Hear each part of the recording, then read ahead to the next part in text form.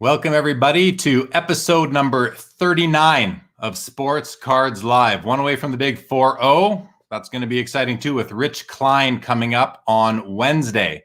Want to thank the last couple of guests. Last Saturday, a week ago today, we had Greg Cohn from Leaf Trading Cards. Awesome guest. We had a great conversation. Be sure to check out that video. It lives on the YouTube channel, Sports Cards Live, so check that out. Also want to thank last Wednesday's guest, Ken Golden. An amazing episode we had. Tonight is the night the Golden Auctions premier auction ends, and the Mike Trout Superfractor will find a new home. Right now, last I checked, the bidding was at $1.7 million plus buyer's premium, which breaks the $2 million threshold. So that was pretty cool. This next Wednesday, Rich Klein, as mentioned, and really excited about having him come on with me. Rich is a hobby veteran, a writer, works at ComC, and just an all-around man full of hobby wisdom. So really looking forward to having Rich on with me next Wednesday. I want to welcome any new viewers that are joining for the first time tonight. Welcome to you. If you haven't subscribed yet to the YouTube channel, please go ahead and do so. Over 990 subscribers right now, getting really close to that magical 1,000 mark. So if you haven't yet, please consider subscribing. I would greatly appreciate that. Tonight's guest is Tony Sirianni from Upper Deck, Product Manager. And as always, your comments and questions will be in play. We are going to be opening up later on in the show this box right here of 2020 Goodwin Champions that Upper Deck sent over for the show. And we are going to be opening it up and giving all the hits away to one lucky winner. Tony will have a trivia question later on, and whoever gets that answer in quickest will win the hits from that box.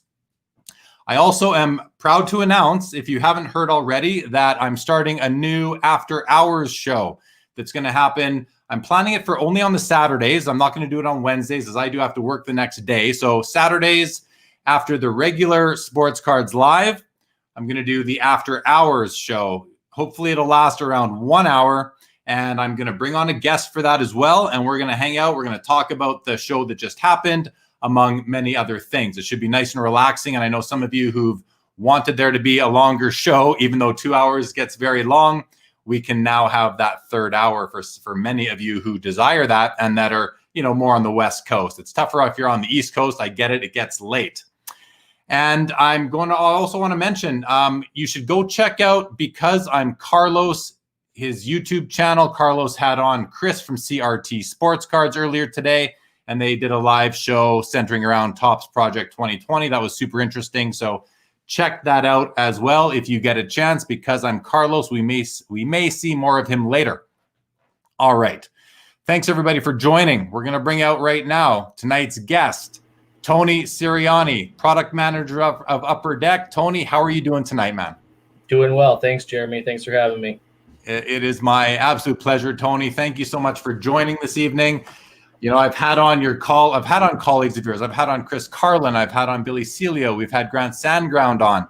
So we're making our way through Upper Deck. It's great. And so I want to thank you. I want to thank Upper Deck for making you guys available, and for you guys for making yourselves available. It is pretty awesome. I get a lot of comments and positive feedback from getting guests like yourselves. People really want to hear what you have to say, and they want to get to know you. So I think it's awesome. So thanks a lot for that. So, man, let's kick it off. And I think, one of the first things that I want to just explain to the viewers is, how did I come about being able to bring you on the show? Do we know each other and all that? How do we know each other? So really, you've been working for Upper Deck for about 5 years now, I believe, and you've made your way to the Toronto Sports Card Expo. And I remember not too long ago, the last show probably, I spent some time talking with you at the Upper Deck booth, because I was heavily collecting some inserts from one of the sets that you built. And I had accumulated quite a few pieces, and I showed them to you, and you're like, oh yeah, I remember that. That was pretty cool. But you also, I think, made an appearance at the pre-Expo Thursday night dinner that we have at Jack Astor's. Why don't you just let us know a little bit about your kind of, do you recall coming to our dinner at Jack Astor's in the past? And when I say our dinner, I refer to the Hobby Insider dinner. And this is for the viewers, really. You know what I'm talking about. But for the viewers out there, Hobby Insider is the message board that I'm involved in, and we organize a dinner before the Expo every time, the Thursday night. I think you came to at least one of those. Is that correct? Yeah, my first trip up there for the first spring expo I attended, I did make it in time to be there for a little bit of that dinner. I'm always on that late flight that I never get in town in time. But I know the first year going was just kind of overwhelming. It was a whirlwind. Chris Carlin just tells you, let's go, and you go. And, we got to meet some of you guys and interact a little. But I do owe you guys a full night of that dinner. Billy tells me how much he loves it. So I definitely need to get up there and enjoy the whole evening with you guys. Hopefully next year we'll be doing that. Yeah, hopefully we're back to normal by spring. That would be awesome. Spring 2021. We can get back there and all sort of rub shoulders again and get to see each other in person. Certainly look forward to that. And then, really being able to introduce you and other people from that I've had on the show to other members of the hobby. Really, it's just great. People I think it's nice for people to get to know the others that are involved in the hobby. So it'd be great to have you there for sure. Why don't you jump in, Tony? Tell us a little bit about your hobby history. Obviously, you've been with Upper Deck for 5 or so years now, but what took you from being a kid, seeing your first sports card, to working at Upper Deck? Yeah, it's kind of a unique story. I've watched some of the other episodes, and I love hearing all the backgrounds, of how everyone's kind of become involved in the hobby and in the industry. For me, again, like you said, as a kid, I grew up just collecting. Grew up in the west suburbs of Chicago, big Chicago sports guy. Was lucky enough to grow up watching Jordan and some memories of Walter Payton, guys like that. The Ronicks, the Chelios, the Dirk Grahams, the Amanis, some of those kind of guys. So, grew up, just loving all that. So sports cards and, that area of the United States is huge. There were always card shows, the Nationals there quite a bit. So, just kind of grew up loving the hobby, collecting, went to college, got my undergrad and then eventually my master's at Northern Illinois University. Great school, loved it out there. Go Huskies. So we had a good time out there. I got my undergrad in economics and I got my master's in sport management. So I went to get that degree. I had an idea that I really wanted to come and work in this industry if I could find a spot and get a shot in it. So I remember going to the National in 2015 in Chicago just as a collector. Going to the show almost every day that time, 5 days and, walking the show and talking with collectors, trading, buying cards, the usual thing that we all love to do. By Sunday, I'd probably had blown all the money I had saved. And, it was, I had a different idea. I said, I need to go walk around. I need to talk to all these guys. I need to kind of put myself out there that I'm, recently graduated, with this degree and I have a passion for this industry. I'd love to try to get involved. So, went and talked to everybody that Sunday, the National, all the major players and kind of just went and introduced myself. And I remember being home a few weeks later and I got a call from California number. I remember telling Crystal, my significant other, oh my gosh, like I wonder if this could be them, like calling from California. And sure enough, it was my buddy Randy. To this day, he worked that show and I chatted with him and he remembered to call me. Go ahead. Did you know him before the show? No, never met him before. Never met him. Just, he's that kind of guy. If you've ever been to shows, Expo especially, you guys all know Randy. He busts it. He works really hard at that show and, interacts and does so much for the customers and for the collectors. So he remembered me and called. So before I knew it, I'm having phone interviews and flying to California for interviews with Grant and the team. And, I remember flying out there for the interview and getting a call or, knowing pretty soon that I had the job and it was time to move to California in about 3.5 weeks. We had 3.5 weeks to pack up and move west. So, Crystal and I and our dog Obi, we loaded the car and we've been in California ever since. So yeah, it's been crazy, wild ride, and training under Grant and learning everything with Billy and everyone else. It's been awesome. So I love it. Very, very lucky. So you basically went to school to get a sports management degree. Yep. Sports business degree type. What was it exactly called? Yeah, sport management. Yeah, it has a heavy emphasis in business for sure. Yeah, a lot of business courses, a lot of finance, accounting stuff, but worth it to get that for me to go for it. So yeah, it was awesome. You went to school to get a degree, hoping to end up working for a company like Upper Deck. You end up completing your degree. You go to the card show. You decide, I'm going to go job hunting. I'm going to take some time off collecting and go job hunting. You got all the big players. You leave. You have conversations. You leave your contact information, and a few weeks later, you get an unsolicited call from Randy Reyes from Upper Deck saying, "Hey."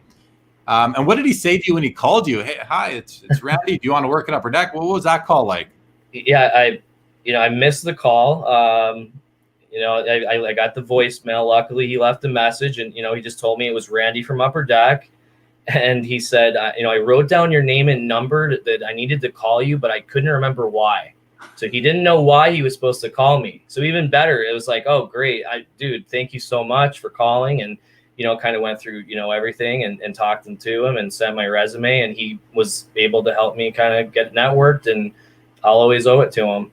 So yeah, he's my buddy over there. Big friend for sure. Well, what a guy to not even know why he was calling you back, why he had your number, and he still followed up. That's the kind of guy he is. That's the kind of guy Randy is. So yeah. Again, if you guys have ever been to shows and you've been by our booth, you guys know Randy. He's the man. Yeah, he's at all the shows. Got great energy about him for sure. Yeah. All right, let's say hello to a few of the viewers we have with us tonight. Charles, welcome to the show. Scott, welcome. Yamwax, as always, good evening. Card Currency, looking forward to another amazing interview. Thank you very much. Paul Cashman says bonus points for Dirk Graham. I remember those early 90s Dirk Graham cards. I remember flipping those with buddies. We had a good time. We were after all that stuff. Yeah, his rookie card, if I recall, I think it's the 86-87, the same year as the Patrick Waugh. I believe that's his rookie year. Card Currency says, here's a question to kick it off. At what point can Upper Deck go for baseball, basketball, and football license again? And is there an actual shot we can stop seeing the monopolies? Is that something you can speak to, or is that kind of outside your area? It's a great question. It is a little out of my area. I mean, I wish we had them all. I wish we all had them all. We could all make all these different sports and different sets and compete and try to, just try to one up each other and be more innovative. So I wish it was that way. I don't know dates, but whenever those, when those times come, Upper Deck's always going to try. We're always going to try to get back involved. We've got the history with all these sports, and we know that collectors want our products again. So when those times come, we're always going to try to throw our name back in the hat for sure. Okay, there you go. There you go, Card Currency. Ernie Rondo, good evening to you. Hello. Okay, so let's jump in, man. So you've been there for 5 years. Why don't you just take us through pretty quickly the first 3 to 6 months working there? What was the first set you got to work on? What was it like dipping your toes? And what was, you were a collector, and now here you are building these sets. What was it like? What was the feeling like to know that I'm about to, for the first time, I'm going to create a set that collectors are going to purchase? Well, I for one, I thought I knew it all. I know I'm going to make an amazing set that it's going to blow everyone away. And you learn very quickly that there is way more to it than you'd ever imagine, as far as production and coordinating with different departments and different leagues and different licenses. There's so many different moving parts. So, it's just a lot, and it takes a lot of training. My first 3 to 6 months really was shadowing, Grant, shadowing Billy, while they built products and kind of understood that. Had a pretty good understanding already of the industry of, what was going on between all the sports and everything. So in that sense, had a good idea, but had no idea what I was getting into as far as the world of learning of the printing process and everything that goes into it. But, it's incredible at the end. It's about a 13-month cycle, to get like a major release out there. And, to start it and be, the department that kind of has the vision and starts the process, and then to be also involved all the way through it to the end. Once you see that product out there, it's a great feeling, especially when it's well received. But yeah, early sets, I remember working on like early USA football sets, which are funny now because they have some pretty good players in there. An interesting one now that I remember working on at the time, I remember working on the 16-17 EuroLeague basketball. And at the time, I'm like, oh, well, it's a little basketball set. Awesome. Mainly going to be working on hockey. So this will be really cool. That turned out now that's Luka's first card. EuroLeague basketball was the first, I'm pretty sure the first officially licensed card.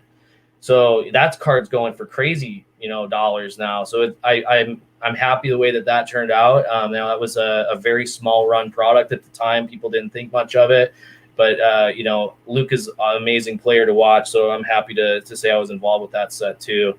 Early hockey, I remember working on Black Diamond for Austin Matthews' year. That was an amazing experience. The year before, it was the first year it had been revamped as kind of a high-end set with McDavid and, the one-pack kind of configuration. So, how do we top that? How do we kind of change that up a little bit? That was really fun to do. And then early on, I also remember Fleer Showcase was a really fun product. Again, growing up loving that set, and in various sports and different inserts over the years, it was great to kind of like revisit that and kind of just do some homage cards and different tributes. So those were like the early ones I remember, and from there, it's so many sets now. I'd have to think it through, but I've worked on quite a few at this point. It's crazy to think about it, but it's been quite a ride. It's been awesome. So do you work on the same sets year over year? I mean, are there certain sets that the ones that do come out regularly, are you on them year over year, and then you get the odd one-off set that comes out kind of thrown into your plate? We try to keep it pretty consistent, but between myself, JT and Billy, and then Grant, now we do have a new employee by the name of Dangerfield, who's a great guy, and he's going to learn the process, but between all of us, we keep it pretty consistent because you get to learn your brand. You learn the set so well, like year over year, it makes sense for the same person to kind of, well, we did this last year and this really worked out, but maybe some other things, didn't hit quite right or not how we would have liked them to value. So, it's kind of good to have that knowledge year over year. We do mix it up, from time to time, just freshen it up also. All right, interesting. So before we get in and kind of talk a bit more about the sets that you do work on, just so the viewers can actually understand, when you're out there buying products, you now know who designed and built that product. And, I think that's pretty cool to know. It's nice to know who's behind these things. I certainly like to know that. I want to step back to when we were just talking about the exclusivity that runs rampant in the hobby right now. There were a couple comments that came up after we were discussing that. So first, Card Currency says, in my opinion, it's healthy for all of them to make cards. That's where the most innovation comes from. And that's what you were saying, Tony, in terms of, we can all one up each other and constantly try to do better than each other. So, and I think that's what everybody wants. Carlos then says, I think at this stage, collectors would be happy even with a limited shared license for variety. And based on those two comments, I mean, we've had these discussions before with various people in the hobby on this show. And in terms of Carlos's idea about, a limited shared license. So my understanding is the reason why that doesn't make sense is because you guys can't run your company on 6 products a year, let's say. I've heard many suggestions on message board forums over the years that says Topps, Panini, Upper Deck, Leaf, they should all get a license and they should all be able to do 6 sets per year. And the rebuttal to that is, well, none of them are going to stay in business because you can't you can't run your business on 6 products per year in a license, especially with the licensing fees you pay. But then the argument is, well, maybe you could pay a quarter of the licensing fees. Well, you still can't run your business on 6 sets a year. And if you're going to do 20, then you're all doing 20 sets a year. Now there's 80 sets on the market. So the limited shared license doesn't seem to be the answer, which, it makes sense to us as collectors, but from the business standpoint, my understanding from discussions I have had with several people is that just doesn't work, but it makes sense to collectors. So in the absence of that, it really comes down to multi-license and a free-for-all if it ever gets there. But the other understanding we have from guests on this show have been that the licensors only want to deal with one card company just for ease of business, and they, it's just easier for them. It's not as involved as it could otherwise be. So, I think there's more at play. It's tougher than just let's just let's just give everybody a license and have at her. So, and it's not just the card companies that are making that are making these decisions. It's the licensors, and really it's what they want to do and who they want to deal with. So, but I think on behalf of all collectors, we'd like to see some competition. I think that's for sure. Scott goes on to say, please bring back Fleer Showcase. I mean, I've been lobbying for that for a while. It's nice to see someone else. D says, late to the show, any word on 1920 the cup? That's not your product, is it? No, they haven't trusted me with the cup yet. Billy's the keeper of the cup at Upper Deck. No, I'm just kidding. One of these years, hopefully I'll get a shot at that one. But no, Billy's the cup guy, and the thing around Upper Deck is you never really talk about the cup. Yeah, so it's mystery. It's secretive. So I don't have anything for you on the cup. I'll tell you, D. It's going to come out. It's just a matter of when. An unknown Facebook user says, does Upper Deck always use the same printing company, and where are the cards printed? We don't always use the same printer. There are a few printers that we use, and we're always, there's always potential for new partnerships, I guess, with that. Again, it's not really in my wheelhouse, but no, it's not always the same. They are all located in North America. I can tell you that. Are they all in the United States, or are there some in Canada or Mexico? There are some. They're in North America. I can tell you that. North of the border, yes. Okay. Yeah. And the States, yep. Yep. Okay, interesting. I know there's one in North Carolina, or at least there used to be. I believe there's one somewhere in near Dallas in Texas there. Right. Yeah. And I guess the next question on that would be, like, do certain types of products get printed at one facility or one vendor where others at another? Like perhaps acetate cards might have to be made by one vendor, whereas regular sheet cut cardboard at another vendor. Is that kind of how it's set up, or can all the vendors do everything? That's a great question. There are certain vendors that have certain technologies and certain services that they can provide. I wouldn't say that there are any that can't do anything, but there are some that are kind of it's more in their expertise, certain printing types of technology. Okay. Yeah. And I think from what Paul is saying down below in the notes, that might be Rod Jameson who asked that question, who's a collector up in Alberta.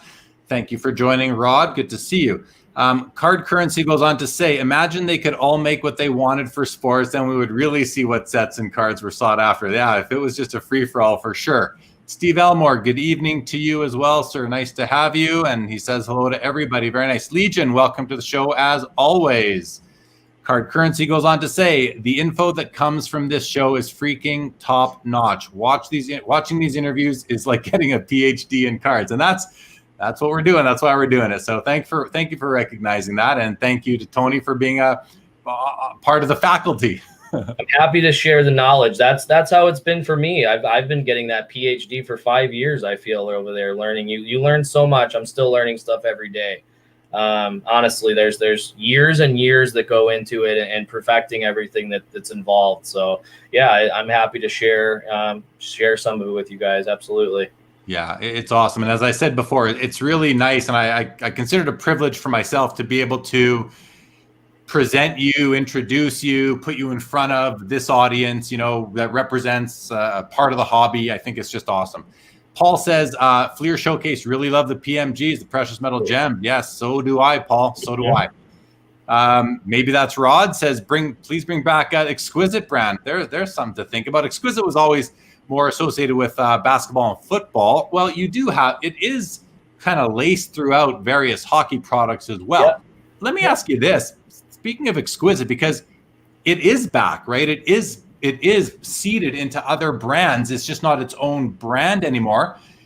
Is Exquisite something that is planned as its own product or its own program, its own set, and then it's broken down as to what other sets it's going to be seated in, or is it planned along with the sets in which it's seated into?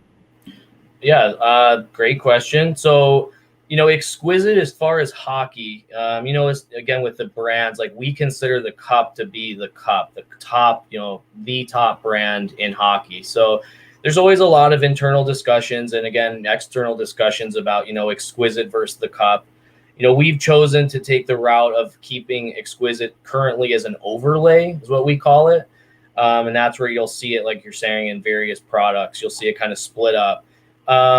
We do kind of work together, the various product managers, when that's kind of grouped. Like, usually you see it in the cup. Exquisite's usually in the cup. It's usually in Black Diamond.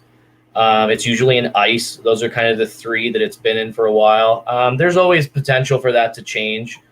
But we all work together to kind of make sure we're not putting the same content in the sets. Like, all of it should be different. The designs are different.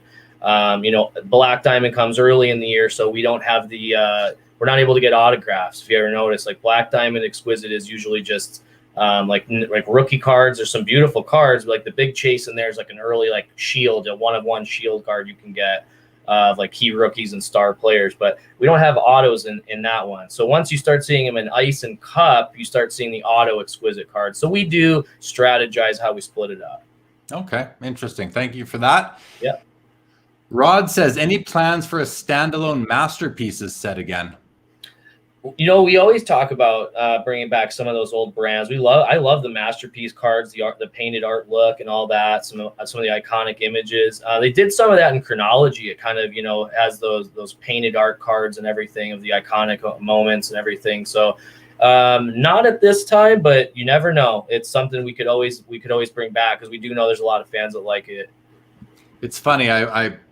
I have this on my desk right now because I collect this from I recognize that. 14, these black framed leather memorabilia, and this just came out this week, the Theron Fleury. So I love them because they're nice little swatches out of 35. It's like a 150 card parallel set. Anyway, so Rod, I'm with you. If they do another masterpieces set, I hope they do another black framed memorabilia, black framed leather memorabilia set. I would chase that one again, because I'm almost done this one, and I've been working on it for over 5 years already.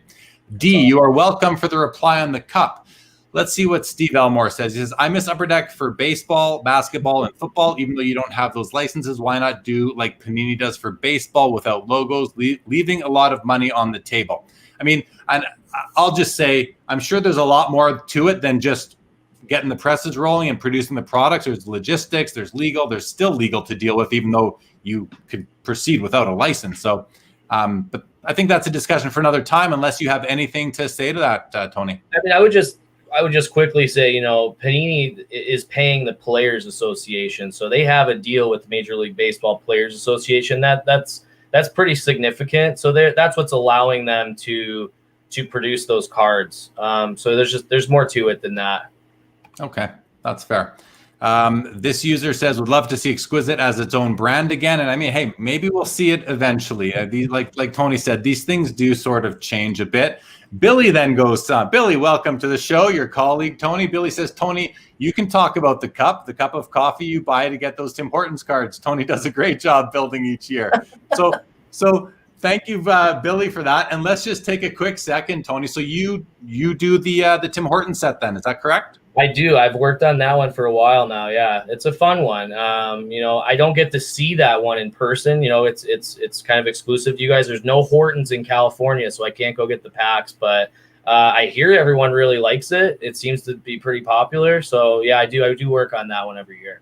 It is very popular. I know when does it usually come out? Is it a spring or a fall release? Usually, it's a fall, right? Usually fall. Exactly. Fall. So I think it comes out in time for the expo. I'm not sure of that for sure. Someone can probably correct me, but whether it's there, it's a summit in Edmonton. I just remember being at whatever show it is, and there's always people asking for the Tim Hortons. It's a very popular setup here for collectors. So I'm a big fan. I don't collect it myself. Doesn't interest me, but I'm a big fan of it as a gateway to the hobby for so many more people, and the exposure it brings the hobby through that immense distribution network that is Tim Hortons. I mean, they're all over the place. Sure. So that's pretty awesome. Yeah. Absolutely. What's this one? Ernie says, Tony, do you work with non-sports like the 007 collection James Bond cards? Yeah, I do actually. I did work on. I worked on the first set that released, and we have another one coming out called Villains and Henchmen. Yeah, and I've worked on that one as well. Why don't you take a minute now, because we talked earlier and you mentioned to me that you also work on some Marvel stuff. So we're just more on the because this is called Sports Cards Live, not non-sports cards live, but that's okay. Why don't you let us know a little bit about your work on Marvel? Yeah, so that's been fairly new to me. I've worked on sports mainly for the first 4.5 years or so, but I've gotten to dip my feet into that a little bit and work on Marvel Annual, which is a set that non-sport collectors will know. The one thing with the set right off the bat, the difference is most Marvel sets aren't year over year. So in the sports world, you've got your SP Authentics every year, your PG Platinums. Marvel, it's different every year. They try to really mix it up and produce a lot of different sets. So I've gotten to work on, like I said, Annual. We've got some new ones I don't know if I can talk to you about yet, but some exciting ones in both like the publishing world, which is, like the comic art based, and then some of the ones also in the cinematic. So, some of the Disney Plus shows and some of the upcoming movies, I've gotten to work on some of that. So that's been incredible. I love all that stuff. So really fun to get involved with that. You grew up as a sports fan. Did you grow up as a fan of Bond or Marvel, anything like that as well? Oh, absolutely. I mean, I grew up loving all of it. I'd go to the comic book store and I would buy my Marvel metal cards, my packs of that. Even when I collected and started going to card shops in the early to mid 90s, like the gaming started kind of coming in, Magic the Gathering and those, and most shops started adopting that. They needed to, most business, they needed it smart to kind of adopt that and add the gaming side. So I dabbled a little in that, but I knew that for me, like the sports cards were more my thing, but I love the movies. I enjoy all that stuff. Speaking of the Marvel and PMGs, I tried to buy a PMG. I think it was there was a Fleer Retro Marvel product that came out. I don't know if it was back in 12, 13 in that era. I believe maybe 14 or 15, but there was I tried to buy on eBay the other night. It was a Spider-Man PMG Red, and my snipe bid just wasn't good enough, so I didn't. I bumped somebody else up, but I wasn't able to win it myself. I love how we talk. Here's just totally off topic, guys, but we talk about winning cards. All we're winning is the right to pay for them. You've won the right to pay for this card, the right to spend your hard-earned money. We don't win them; we pay for them. Anyway. Just a thought I've had over the years. I wanted to get out one of these shows. There it was. So Brian McDonald says, "Hi guys, hi Brian. I think Exquisite Hockey is a teaser set, beautiful nonetheless." So and I don't know what he means by a teaser set. So when I think of that, I think you see it in these other products, and then you see them, and then it's a tease for what may come later, as if a set in and of itself, but it's not its own set. So. But if you want to clarify, Brian, cool. If not, no big deal. Appreciate the comment nonetheless. Brian Kingsley, welcome to the show. Great to see you as always. Brian misses Upper Deck basketball. Hey, so do I, Brian. So do I. Rod says, I'm doing the 0809 master set of masterpieces. It may be the death of me. Anytime you're doing a master set of anything, it's going to maybe be the the death of you. That's for sure. Dave Hart, welcome to the show. Bring Hortons to upstate New York. Now, there are some Tim Hortons restaurants in the United States. There's just not many of them, I don't think, or not nearly as many as there are in Canada. So yeah, you got to take to potential franchise partners or corporate Tim Hortons to see if they would open up there. But I do have to think that there are collectors and dealers that are buying cards from Canada, Tim Hortons cards, to sell to the collectors down in the US. You probably just have to find them. And sorry, Dave, I don't know how to help you with that at this point in time. What does Brian say? Series 1 and 2 only in California. Not sure what you mean by that, Brian, but if you clarify, that'd be great. Scott says, love the Timmy set, but it's been lacking my PC player the last couple of years, so I haven't been too interested to my collection, but it is looking awesome. And his PC player is Patrick Waugh. So there you go, Tony. If you can get Patrick Waugh back in there, he would definitely appreciate that. And this Facebook user says, can you tell us about new Marvel Masterpiece set coming out? Anything about that, Tony? I didn't have the pleasure of working on that, but I've heard the art is incredible. I think there might be some kind of teasers out for it already. That's the one. Dave Palumbo is the artist, so he's an incredible Marvel artist. Beautiful, beautiful pieces. I can't wait to see the set. I haven't had the luxury of seeing that one. But if you're a fan of that set, I'm sure you're going to love this year's set. Awesome. Awesome. Okay. D says they have collectors party. Yeah, that's true, D. They have collectors parties at Tim Hortons. You see it on their billboard signs sometimes saying, hey, trader night Tuesday, bring your cards. That's awesome. I love that. Yeah, we won't be seeing it now during the COVID era, but maybe next year that'll come back. Ernie says that's a great idea. That's a great set. Love those cards. Still buying them, trying for the bounty. Okay, yeah, cool. There you go. The Card Collector says, hello, The Card Collector. Welcome to the show. I watched for the first time. I saw one of your videos today. Guys, The Card Collector is a quite young YouTube content creator, and I recommend checking it out. Check out his channel. I just did for the first time today. I discovered it through watching another channel. And this young gentleman was interviewed, and let's just say he's experienced for his years, that's for sure. Welcome to the show. Chris West says, but winning sounds more fun. It always does. Dave, there are tons of Hortons, but no cards. Got it. Okay. Card Currency wants to know if Upper Deck can make golf cards. Any idea what's going on with golf cards? So you've done it in the past. Yeah, we can definitely make golf cards. That's something that we're able to do. That one's not really tied to a license either. It takes a lot of time to make a golf set because of that. It's not, you're going after every individual golfer. So yeah, that's something that is potential. We could definitely consider doing that down the road again. Yeah, there's certainly a market for that. I've got to think. Yeah, Card Currency says golf is a pretty worldwide sport nowadays, no doubt. Paul says Norman Marr, okay, sorry, I didn't realize. Thank you, Paul, for helping guide people to StreamYard.com/Facebook. You click that big blue button. You only ever have to do it once, and then your name will show up. And that's only if you're watching on Facebook. If you're watching on YouTube or on Twitter, that does not apply. Jason Field, welcome to the show, says, sorry if you've already talked about it, but is there any info on what we can expect in the Tim Horton set this year? That's you, Tony. What can we expect? Yeah, I don't know what I can really tell you about that one. Let me think about it.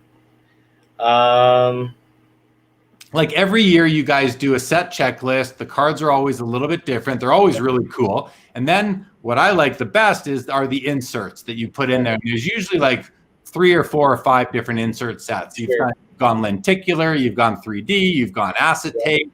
I particularly like the acetate cards that show up in there. And I understand if it's secret still because it's not out yet, and it's going to be a bit. Yeah, for sure. You can expect the cards that you've kind of come to like with some new additions. I know the lenticulars are for sure in there again. They look beautiful this year. I did get to see some samples of those. It's a triple card. It's a team triple card, so it'll be 3 players from one franchise on the same card. So they look really nice, like with the multiple layers. So I can tell you about that one. But there'll be some surprises. There'll be some new things in there that we haven't done. So I'm excited for you guys to discover those. I wish I could tell you about them now, but it'll be fun when it comes out. That's cool. Hey, thank you for the 3-player card information. That's something, right? That's something that if you're not watching this show right now, you're not gonna get this information. So thank you for sharing that with the audience. I appreciate that.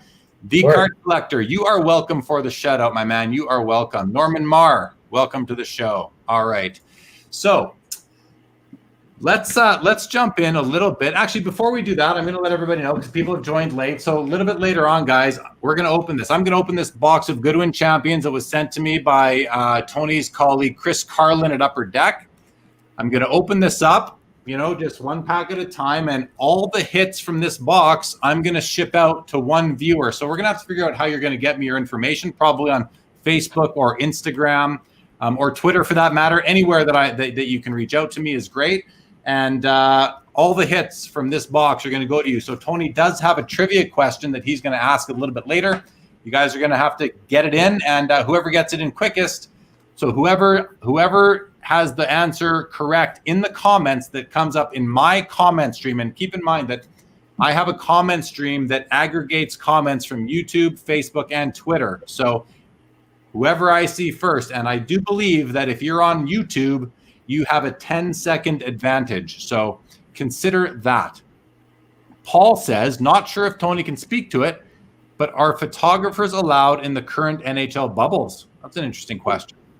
That is a great question. I don't have the answer for that one. Yeah, I don't know. That's a good question. Okay, well, that's okay. Got me on that one. Yeah, that's maybe someone in the audience knows, maybe one of your colleagues watching knows and can let us know, but that'd be nice to know. And I just watching the games, I'm quite certain I have seen photographers taking pictures through the glass. So I think the answer is yes, just from seeing, I've noticed them on TV. I always look for photographers at games because I know that lots of times they're taking pictures that end up on hockey cards. So cool. Yeah, I'm sure they're doing everything they can to shoot those games and to get photos. I just don't know. I don't know the rules or what they're doing with that exactly. But I've noticed them during games too. You'll see them kind of scattered, you know, kind of far out in the seats, with the big lens and everything. So I'm guessing they are, but I don't have a for sure answer on that. Okay. D. Cabral says Gretzky will be in the new Tim sets considering the commercials. Is that something that you can confirm or deny, or that's a good detective right there. Maybe not. I'm not sure, but that is exciting. I haven't seen these commercials, so that's good to hear. There you go. And just look at Tony closely. Try and read his face, guys. Try and read his face and his eyes right now. Card Currency says, I know the NBA allowed a certain amount of media. Excuse me. I'm sure NHL was similar. Yeah, you've got to think. Carlos says it would be cool, but it would have to be limited photographers to maintain the bubble. Yeah, definitely, of course. Paul, I've been watching games. Since the Oilers got bounced. Yeah, I watched as well. Okay. So there was one comment that I didn't address. Sean Abergel wants to talk about the whole thing around redemptions. Sean, we've covered redemptions several times on past episodes, so it's not necessarily with Tony's department, so we're not going to talk about redemptions right now. The only thing I will say is that your question is, how do they get fulfilled and what may cause delays? Well, the delays are caused by the players not signing them and getting them back to Upper Deck in time. That's what causes the delays. It's as simple as that, really. Okay. So, and yeah, thank you, Sean, for that. Okay. So, Tony, we've already touched, based on the questions coming in, we've touched on several of the sets that you've worked on, but you gave me a list. So I'm going to run through the list of sets that you are in charge of at Upper Deck right now. And then we might dive in deeper into a couple of them. So O-Pee-Chee, you do Credentials, you do SP Authentic, you do Artifact, you do Synergy, Black Diamond, O-Pee-Chee Platinum, Premier, Goodwin Champions, and some Marvel products. So that's quite a handful. There's some very important products in there. Let's touch a little bit. There was something you mentioned to me earlier, something O-Pee-Chee is coming out soon, and there's a new bounty program. You want to talk about that a little bit? Yeah, so O-Pee-Chee will be out a couple weeks, like mid-September, the 9th or 10th. I can confirm that for you after, but I'm excited for O-Pee-Chee. I know it's a big master set, kind of set collector set, but we've tried to add some tweaks and some different elements to kind of get a little more excitement and some of the different kind of hit kind of collectors involved. So there's a bounty program that's going to allow collectors to have a chance at a redemption card for #1 draft pick next year. So we all know who that's most likely going to be, and he's going to be a stud. So some pretty awesome cards. The last time we had an opportunity to do something like this was for McDavid, where we had the puzzle cards. You had to collect the puzzle of the #1 draft pick, kind of like shadow logo. You put that together, and then you got a McDavid card. So we're going to use the bounty website this year. It's going to be a little different. You're still going to have to collect the 9-card puzzle, to get all 9 cards and scratch them off and enter those on upperdeckbounty.com. But we're going to have 3 layers to the race. So if you're one of the first 25 to complete the 9-card bounty, and you go and enter those codes, you're going to get an autographed #1 draft pick card. Then if you're amongst the next 60, you're going to get a black border rookie card. And then if you're anyone else who wants to participate, we're going to make sure there's enough that you'll at least get the standard #1 draft pick redemption card. So there's 3 kind of layers to it. And if you're one of the first 25, you're going to get all 3 cards. So some huge cards kind of right off the bat with one of our first sets. So we're pretty pumped for that. That's cool. That's cool. It's good. Nice to hear that there's a new bounty program involved and that there's what will likely be Lafreniere autographs going out to those 25 lucky people. Before we go on with more, Norman has a great question. Any new sets coming out that you can talk about? Anything we maybe haven't seen before? I think the new ones you guys have seen now, Stature is out. That was a new one. Allure was a new set. Credentials, which you mentioned. So, you probably see those coming back. They were all pretty well received. Trying to think of any other new sets. I'm just gonna, while you're thinking, Paul, sorry, Paul, I now understand what you're saying here. You haven't been watching games since the Oilers got bounced. Okay, I get it now. I don't know why I didn't read that properly before. If something comes to mind, Tony, bring it up. No worries, no worries. We're gonna move on to Brian's comment here. Here in California, you can't find a pack of sports cards on a shelf to save your life. Is it the same up there in the Great White North? Well, I mean, I can find cards at my local card shop when I go to Eastridge or Maple Leaf Sports. I can find cards here in Calgary at those stores. When I go to the Walmart near my house, and I don't go very often, but when I do, I always go looking and see what's there. And I can tell you there's a little bit of hockey there, but there's definitely no basketball. That's the one thing there's nothing of. But and there's not much hockey either at the Walmart at this point in time. Maybe it's just, we are summer and Walmart is they run their business on a seasonal basis. I have to think. So maybe they're thinking that they'll wait until more new products are released, but not right now, Brian, not right now. Legion says, been collecting the museum collection from Goodwin for the last few years. Can Tony comment on the provenance of the inserted items? Seems like it would be a pain to source them. Yeah, great question. We put a lot of time and effort into that to make sure everything that we're getting is authentic. We work with some pretty reputable vendors for that kind of stuff, whether that's like old military memorabilia, or some of the other unique things that we've been cutting up. But yeah, it's a lot of work. Goodwin is one of the hardest sets to work on every year. And a lot of that stuff is involved. It's a big part of it. There's a lot of things you need to, there it is. It's worth it though. It's so fun to open. You never know what you're going to find in there. So it's all worth it at the end, but yeah, it is a lot of work, but we make sure to do our due diligence to make sure everything is authentic and everything like that. All right. Hopefully that satisfies you, Legion, and you continue to collect that set. We are going to be opening this box a little bit later in the episode and giving away all the hits to one lucky viewer. So stick around. Tony's going to have a trivia question, and you're going to have to find that answer. And then whoever gets it first will get the hits from that box right there.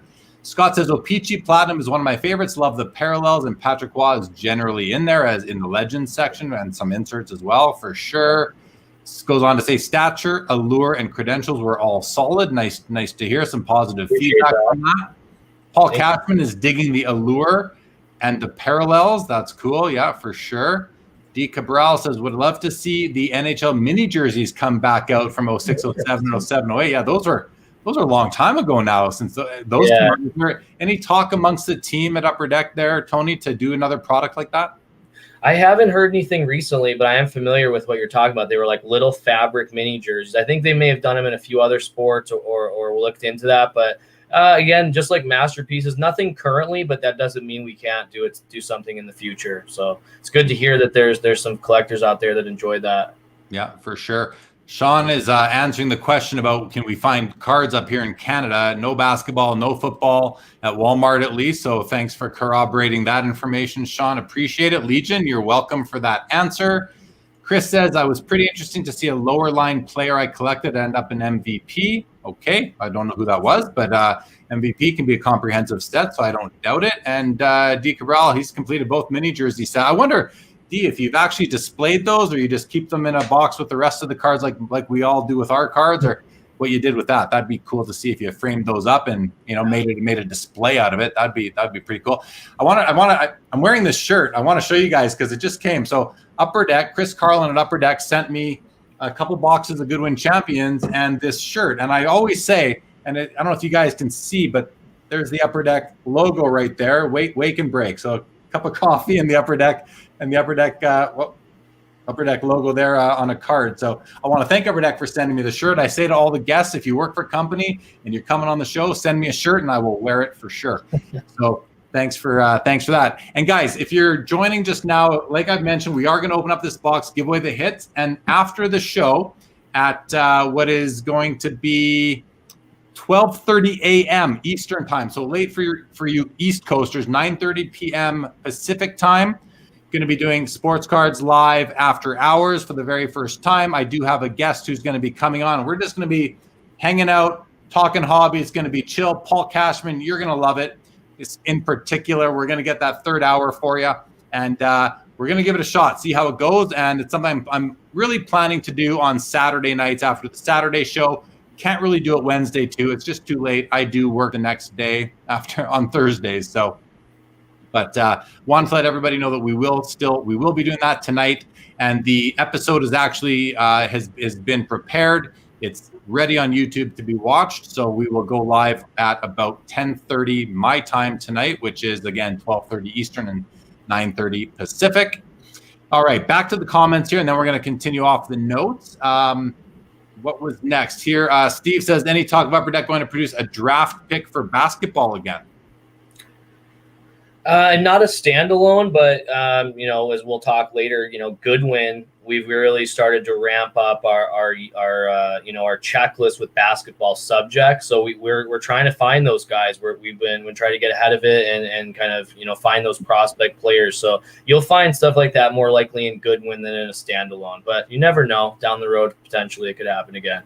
Okay, cool. So here comes a question. This is one I would call a little bit more of a challenging question that Rod is asking, but this is a good question. So let's see what you have to say about this one, Tony. He wants to know, who makes the decision to reduce the number of hits in sets like SP Authentic? Is it purely financial in nature? So because I want to make sure I understand the question. I think year to year, sometimes you'll see there's 2 autographs and 3 jersey cards in a box of whatever. And then then the next year it comes out and maybe there's 1 autograph and 2 jersey cards or whatever that may be. But sometimes we also see the configuration change from 36 packs to 24 packs, or even from 24 packs to 1 pack we've seen with things like Black Diamond in the past. But I know Rod is asking specifically about SB Authentic. Can you speak to this at all, Tony? Yeah, very, very, close to me, obviously working on SP Authentic. And I remember, the first year I worked on that was 16-17, which was the year where we decided to move away from the 3 auto guarantee per box. So I'm guessing that's what Rod is referencing. Financials is a part of it. Getting the product out to you guys on time is another part of it. When you're producing a product like that where you're guaranteeing 3 autos or two autos, getting those autographs back from the athletes, as we kind of talked about earlier, that can delay things. So, when you reduce that number, and again, we did also take into account and reduce the number of packs and kind of, we adjusted some things with the bounty program, which has been insanely successful every year. That one's been completely, run through. There's no more of those Spectrum FX sets available. I think even this year they're all gone. So, we kind of adjusted that, and we now guarantee 2 to 3, and you'll at least get 1 or 2 of those bounty cards. So you're still getting, like 4 type of like main hits, but, finances is a part, but also just, the redemption need, the delay of the products. There was a lot of different things that kind of came into play with making that decision. So yeah, great question for sure. And who makes that decision? Is that you at the product manager level at Upper Deck? Is it Grant at the director level? It's a group decision, really. I mean, Grant, is has years of wisdom and knows what he's doing. He makes those tough decisions. So yeah, I mean, it would be more Grant making that decision. But again, we all discuss that, and that's discussed with our sales department and other key departments. Like, how is the hobby community going to react to something like this if we're making a change like that? So, there was some controversy with that, but I think the product still performs very well. I think it opens well, it rips well. A lot of times those bounty cards are worth a lot more than the 3rd auto you were getting. We still make sure you get your 1 Future Watch auto, which is really, the key auto everyone's looking for mainly. So in that sense, I feel comfortable with what we did, but I can understand why there would be big questions about that. for me, if I'm opening the product, I it doesn't matter to me if I get a filler type auto of a no name. To me, that's not even that's not even a hit. It's just filler. It's, I don't even know sometimes it doesn't even deserve a penny sleeve and a top loader, but oftentimes it does. But anyway, okay. Well, thank you for that reply. And Rod, I hope that gave you some information you were looking for. Billy says, Jeremy, I can't believe you've lasted this long without talking about your favorite inserts from Synergy. Well, we have Synergy on the list. It is there, and we are going to talk about it next, Billy. I promise you.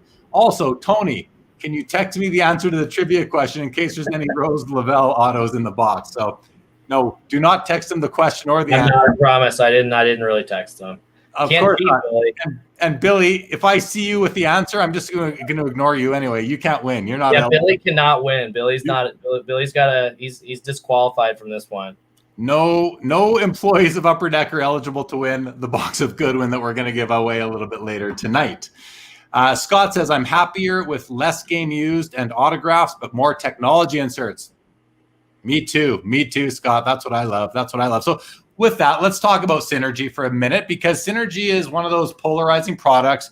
You either love it or you hate it. I see people post, Upper Deck does a post on Facebook and talking about a Synergy post, and then you see people just being super mean about it, like it's a crap product. They'll just type in crap product. It's like, geez, people put some energy and effort into it. Just because you don't like it doesn't mean it's necessarily crap. But anyway, let's talk about Synergy because it is so polarizing. I'm someone who loves it, but I love those a true rare base card. Yeah, when they're a technology base card like Synergy has, like a base card that's out of 17, 18, 19, or 20 is very appealing to me because it's a very rare card.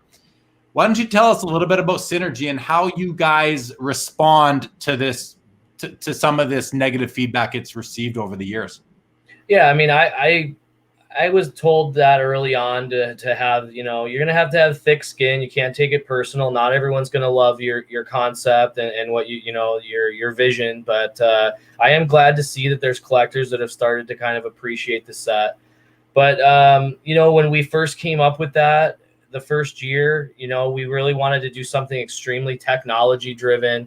I was inspired by the old EX sets from the late 90s. Some of the technology, some of that is similar. So I wanted to create something similar to that. And then again, we kind of flipped it on its head and we're like, every other set, the base cards are the most common cards. Why don't we make the true base cards the most rare cards? So, Grant and I worked a long time and put a lot of thought into that.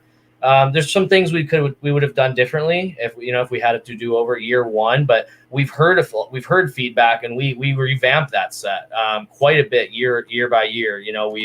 We've added more crash numbering, we've added more different sort of technology to the inserts, the autograph delivery. You're starting to see a little bit more and more of the autos, but those aren't the real draw to that set. Really, like you're saying, you want those the true base rookies. Are beautiful cards, and I think they're gonna go up a lot over time. I think if you sit on some of those, they're gonna be, maybe just like some of those EX sets and some of those sets in the late 90s weren't appreciated right away. I think a set like this will grow over time. I think I have high hopes for it in that sense. I think you're right. Couple comments. The first one is, when you added autos to Synergy, it made it less desirable for me. I would pay more for the card without an auto than I would with the auto, because the auto takes away from the card for me. That's the first comment I want to make.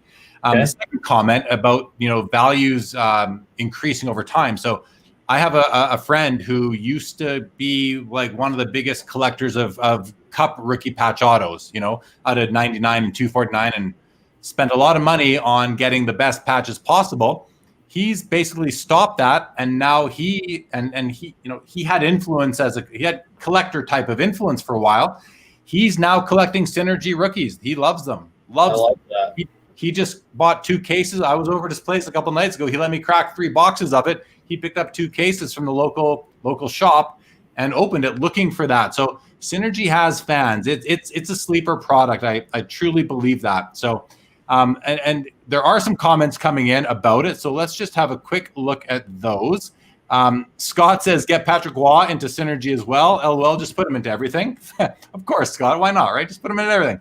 Chris West says Synergy has a lot of cool designs in it. Can't get new stuff without trying new ideas. People complain. This is great. People complain if they don't innovate, and then they whine when they try to innovate. So true, right? It's like as you can't please everybody. That's okay. Can't please everybody, but at the same time, I see it all the time. I see it on Hobby Insider message boards. I see it on Facebook. People, they say we need competition because we want to see some innovation. Well, I think the companies understand that innovation is not that they need to bring innovation in the absence of a multi-licensee situation. And so they do innovate, but for some reason, a lot of people in the hobby choose not to notice that. And then when they do notice it, they crap on it a lot of the time, So I like when we see comments, positive comments. It's nice to see because, like you said, somebody's going to like everything and somebody's not going to like everything too. So you're going to have it both ways. But Chris, you nailed it on the head there with that comment. That's been a common theme in the hobby for many years now. Jason says, I love Synergy mainly because Upper Deck gave me a free box at the Summit when it first released. Got a nice Malkin metal card. Nice. Yeah, those metal cards are pretty cool. That's something that's an innovation right there. Mm-hmm. And really going to the low serially numbered base card was somewhat of an innovation as well. What was the other comment I had with that? It slipped my mind. It'll come back to me. Chris says would be cool to see die cuts or something of the more common base parallels. So there's a decent suggestion. Scott says color shift and glow shift were very cool. So those were I believe what do we call them? Easter egg inserts that came out each in successive years of trilogy of Synergy. And I agree. I have a few glow shifts and a few color shifts in my collection. And then I think this year the insert that replaced those was it the Star Quest? That's die right. cut?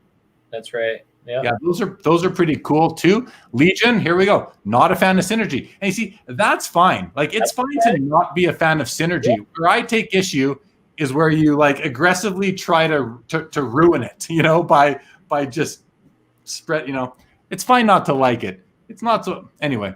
People, hey, freedom of speech. Exactly. And that's why we create various brands and we try to do different things so that there's different tastes, different sort of look and different feel of cards. So I totally respect that. It's not for everyone. I understand that. Yeah. And I think, it's almost nice to know sometimes if you have a product that people really don't like, but then you have other people that really like it, those people that really like it are going to stay loyal to it. And that's way more important than the people that don't like it, because the people that don't like it aren't contributing to its success, in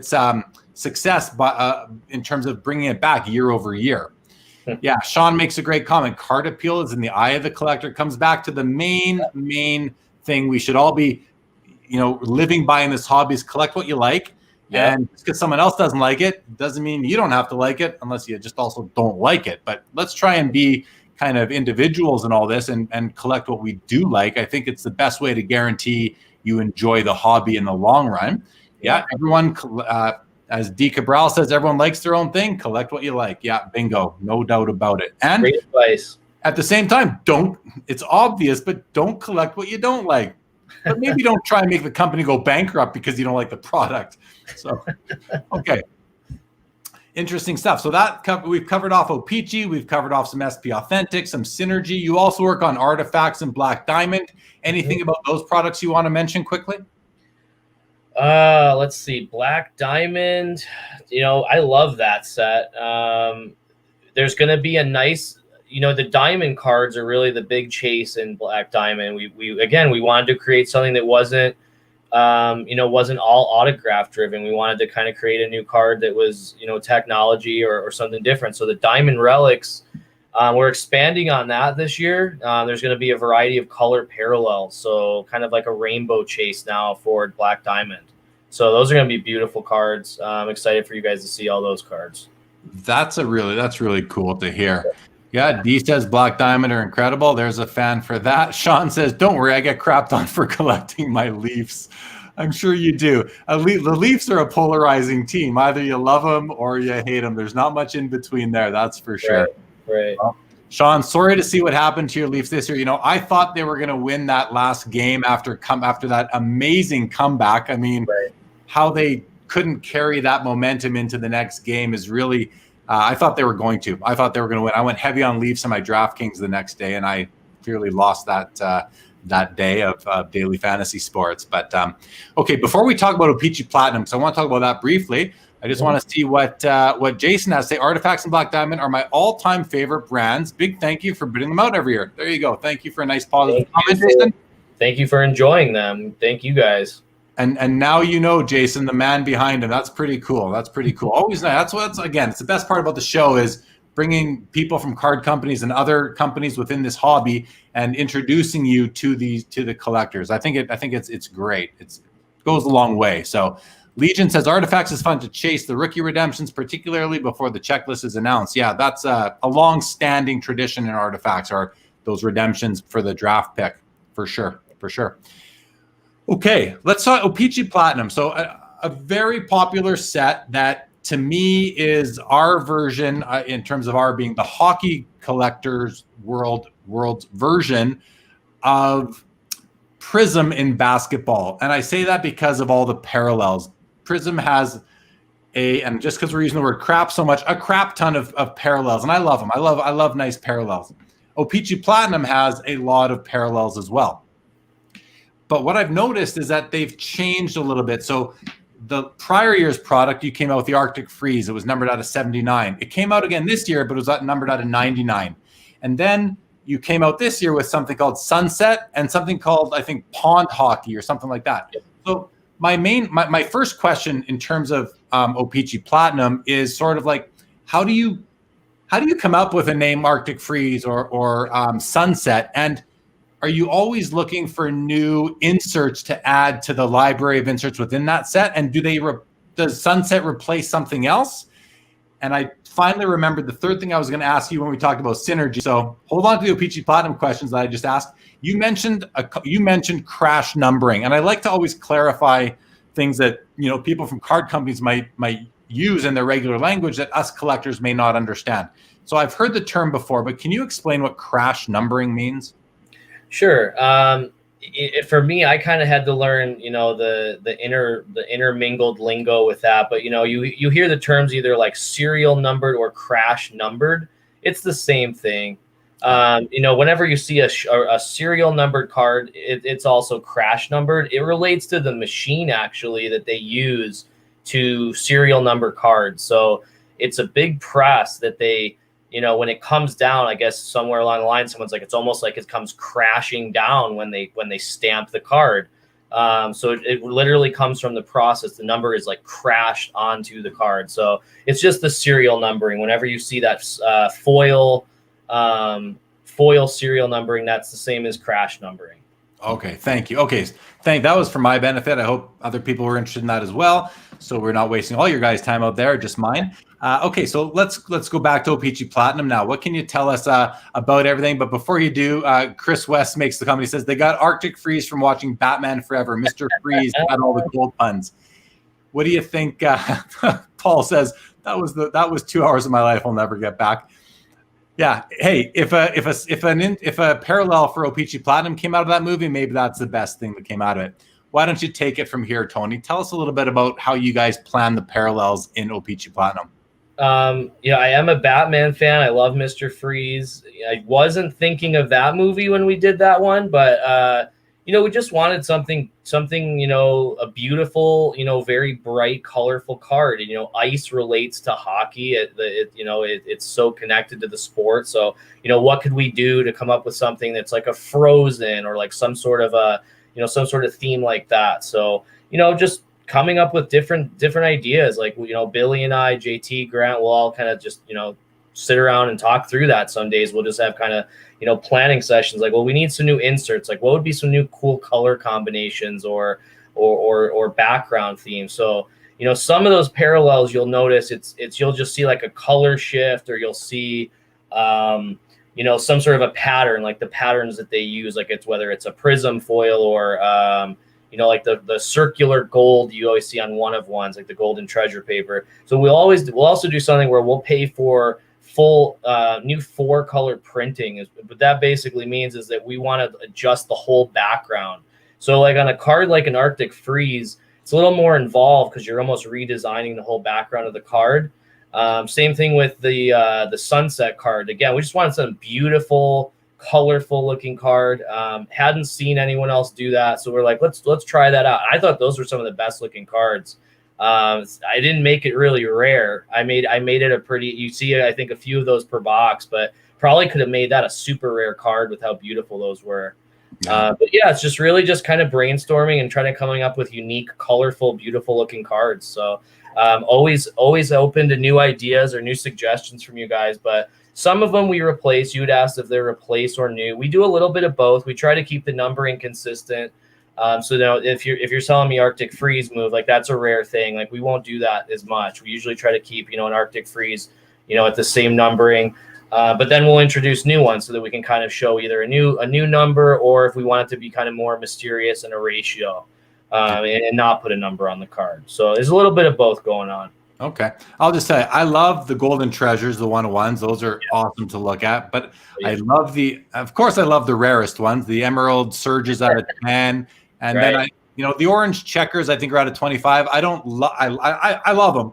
But I really like the gold seismics that are usually out of 50. Those are nice. Yeah. Oh, yeah. So we're very protective of that. Grant taught me early on, like, don't mess with the numbers too much. Like collectors will enjoy that year over year. That your seismics are always 50, your emeralds are always 10, your orange are always 25. So we do keep that in mind. So I appreciate that that you enjoy that. It's good. Yeah, I do. I certainly do. Okay, a few minutes ago, Sean says definitely loving Exquisite Series 1 and 2 Black Diamond. That's great. And again, we all like different things. That's for sure. For sure.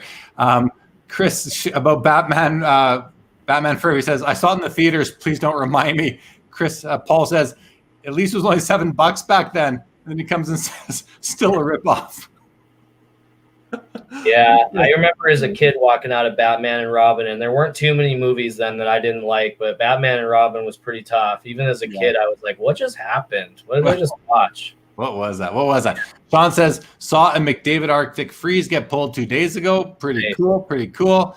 And then Jason Pringle says Northern Lights would be a cool O-Pee-Chee Platinum insert concept. Hey, maybe it's already in the works, because to me that's an obvious one, like a real obvious one. So we did. It's interesting you mentioned that. You briefly mentioned Coast to Coast. That was the set you were chasing when we last chatted in person at the expo. We did a parallel in there that turned out beautiful, and we were kind of trying to play it off of the Northern Lights kind of look. I think it was called Polar Lights. I think we had to change. The name was a little different, but no, that's a great idea. Those cards, go check out those cards from Coast to Coast. If you think you'd like a Northern Lights looking card, I think you'd enjoy those. They turned out really nice. And Coast to Coast was the product that was distributed exclusively at Canadian Tire stores up here in Canada. So that's right. I cracked my share of that, and I was chasing some of those catalog relics, which were kind of fun to chase back then. Mm-hmm. So. Okay, awesome. Dave Hart pulled the 101 SPX Philip Zadina the other day. They are beautiful. There you go. Congrats. Thomas Newman, yo to you. Welcome to the show. Scott loved it in the Timmy set. The Patrick Waugh is beautiful. Those parallels are gorgeous. Right? It was the Canadian Tire set. Yes, it was. Paul wants to know, has Tony ever seen the real Northern Lights, the Aurora Borealis? I would love to. That would be amazing to come see that sometime. They are awesome. They are very neat when you can see them for sure.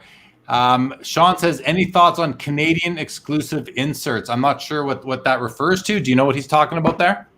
Okay, I guess maybe just like you'd only get them in Canadian product, I guess. But yeah, no, not at this time. Nothing that I can think of.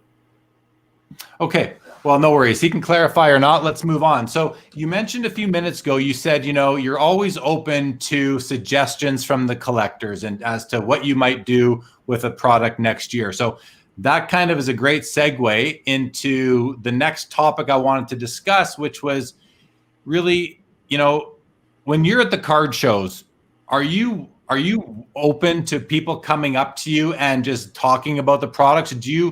Yeah. And not only are you open to it, because I know you are. That was a loaded type of question, or a rhetorical question, I should say. Is it something that you want more of, I should say? Like, is it part of the strategy is, well, let's see what collectors say at the expo in November before we do this? Does that work into your guys' planning each year?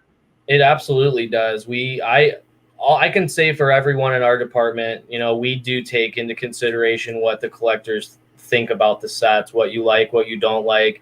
And those opportunities are the best times. Yeah. I mean, I've had hour-long conversations with you and other collectors at that show, and I'm all for it. I'm sad we couldn't do it this year. So I look forward to being able to do it again. And yeah, for me, I usually go to the spring expo. Billy works on UD1, so it really makes sense for Billy to be at the fall show. That's when UD1 is released. It's kind of coincides with that show. So there's a lot of collectors there that he can get a ton of feedback on that set. So when I go in the spring, it's great because, you're talking about it. Platinum is usually ripped a lot. SPX, some of those other later, in the year, like mid-year kind of products are out. So yeah, it's amazing for me to go and get that feedback and have those conversations. And, I love it. I love to hear what you guys think and what we can do to do better. Again, I want to make things that you guys will enjoy, that the collectors are going to want to buy. And I try to think of it that way. Would I want to buy this? If I was collecting this set, and spending my hard-earned money, is it something that I would want to be purchasing? So yeah, I think, and I can say that for all of us in our department, we all care. We're all in it for the love of the game, and we love this, and we're all trying to make the best stuff we can. So that feedback is very important to us. Well, yeah, and you came from a collecting background, so it's great to have collectors doing this because you kind of can put on that hat and say, what are these guys going to want? So That's awesome. That's awesome. Tom Newman, I got some Northern Lights. Okay, that's a certain strain, I'm sure. And a little bit of a laugh. Good for you. I love it. Okay. Billy says, do you ever look at the cubicle next to you and ask, when is that guy going to clean up his desk? Is he ever going to throw those Mountain Dew bottles away? So for anyone who doesn't know, Billy and Tony are both product managers for Upper Deck. They must obviously work right beside each other when they are able to work in the office, that is. Yeah. So pretty funny. Billy, thanks for still joining us. Appreciate you being here, and even appreciate you saying to me, hey, you got to get Tony on the show. So that was great too.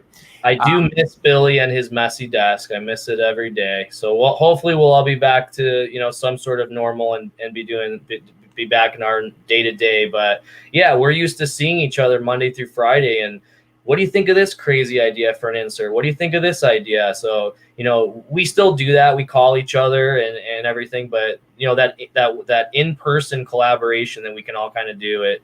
We miss that. So no, he's not going to clean up those Mountain Dew bottles. He's saying that, but he's not going to clean them up. He's never good. Someone tells him to, they're going to be there. So I think it's almost like he's taunting you. He's taunting you to see if you're going to clean them up for him one of these days. Okay. I know better than to do that. I don't go in his cube. I leave it there, but it's a little bit like the Odd Couple in that sense. I try to keep mine pretty clean, but no, it'll be nice to get back to that and see that messy desk. Stay out of there, Tony. You don't want to get lost and not find your way back out. Okay, let's keep going. So another topic I want to discuss is how you guys are adding value to products without adding more what the traditional hits, autographs and memorabilia. Mm-hmm. You're building products, you know that the customer, the hobby, the collectors, we want value out of these boxes. How do you guys do that without adding more autographs and memorabilia? Great question.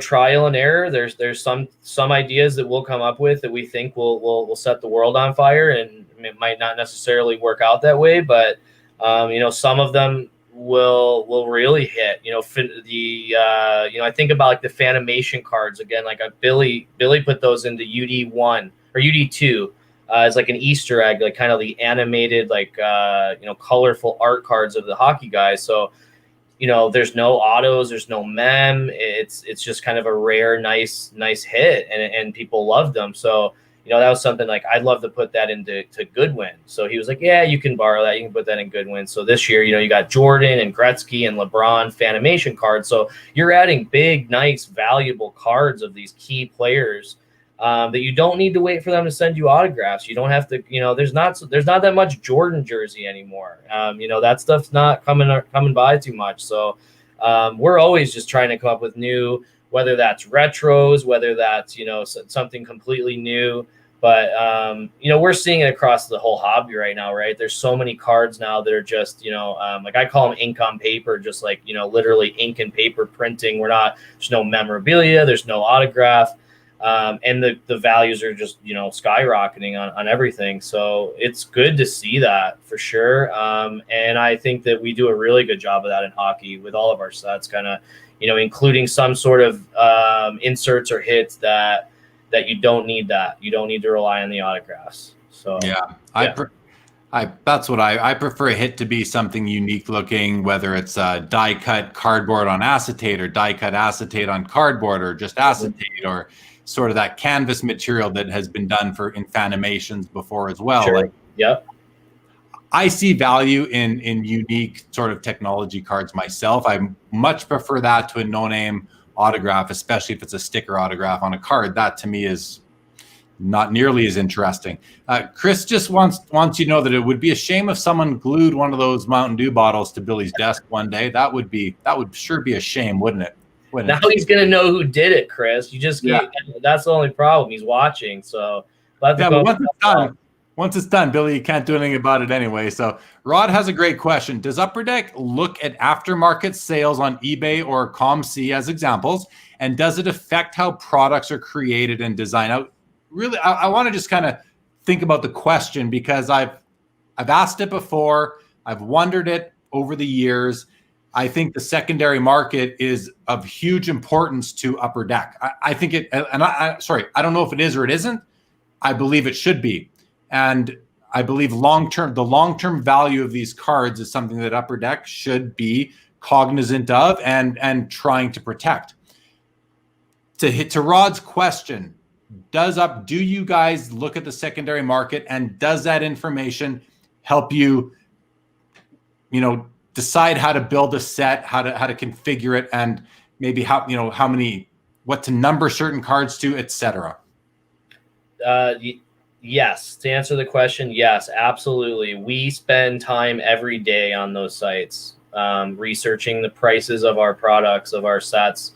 That's important when a product releases, the first month or so, to try to track your values, to make sure things are valuing properly. If it's an insert that's been done year over year and maybe it's kind of become a little stale, you might start to see the value slide after a few years. So we're looking at all that. The production and the financials we put into a certain card. Maybe we'll spend a lot of money to make a certain card that we think is going to be met with a lot of fanfare. And if it doesn't quite do that, that's something we'll reevaluate. Spend a lot to make these. They're not really valuing. Let's try something else. Let's try to give them something different. So yes, we absolutely use those. It is a great tool to be able to track, again, how many cards are sold on a daily basis at this point? I couldn't even tell you, but on eBay and on ComC. So, we do. We absolutely use them. Okay, good. There you go, Rod. Hope that's helpful for you. Steven wants to know, is Upper Deck going to produce a Team USA football set this year? I've passed the baton on that one, so I don't have an answer. I don't see why we wouldn't be. I don't know with everything with COVID though, if all those games are able to be played and, the logistics of that, like that could affect a set like that. Cause you need those the Team USA, games to happen. I think it's in Dallas every year, the USA football program. So yeah, I hope so. I don't have an exact answer for you on that though. Okay. No worries. Let's, before we get in and talk a little bit about kind of where the hobby's at right now, I want your perspective on what's going on. Obviously it's a hot topic. I like to talk about it with everybody, get everybody's perspective. But before we do that, quickly tell the story about when you got to work with Wayne Gretzky. So I was lucky enough to have an encounter with the great one a few years ago in Orlando. Or actually, I believe it was in Orlando. We had our CDD conference, and we had Wayne Gretzky there as like our special surprise guest for all attendees. And he did a little event with Kevin Smith. It was an amazing event.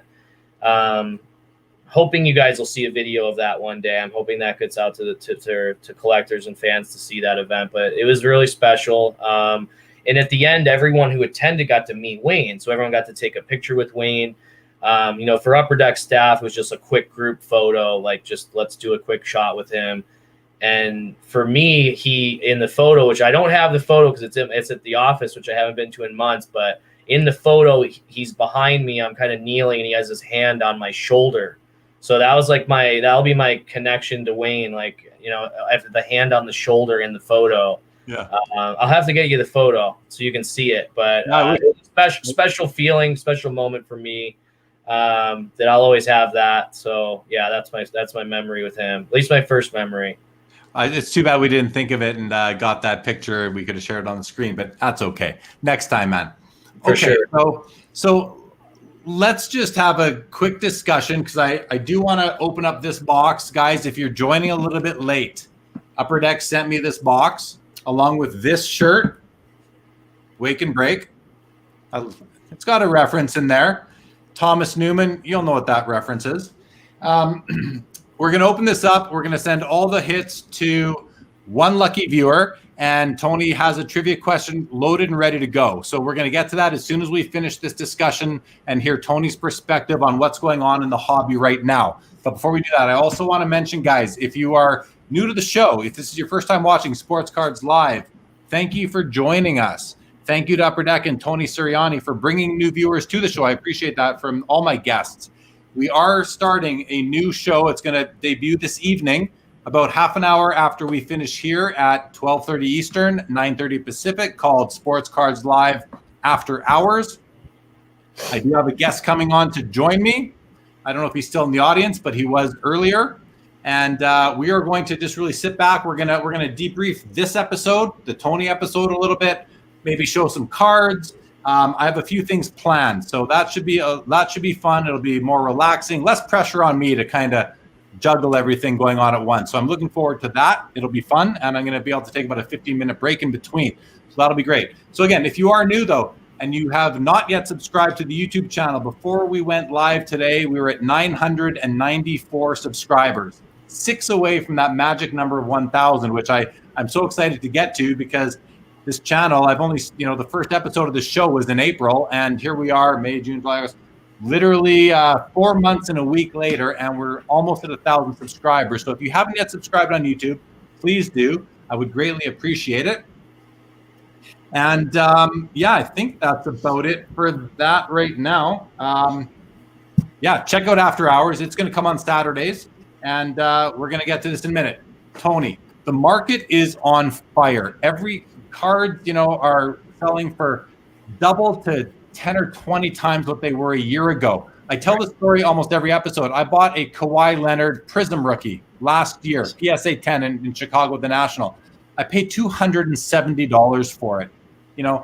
At the beginning of, probably in May, it was selling for $2,000. Now it's like almost $5,000. $270 a year ago to this month, August of last year. Right. So like almost $5,000 now. It's absolutely crazy. What is your take on it? How do you, what do you perceive? What's your perception of it all? How do you make sense of it? Well, yeah. First, congrats to you for being savvy enough to pick that up at the show. It's incredible to see the values. I don't know if it's a perfect storm of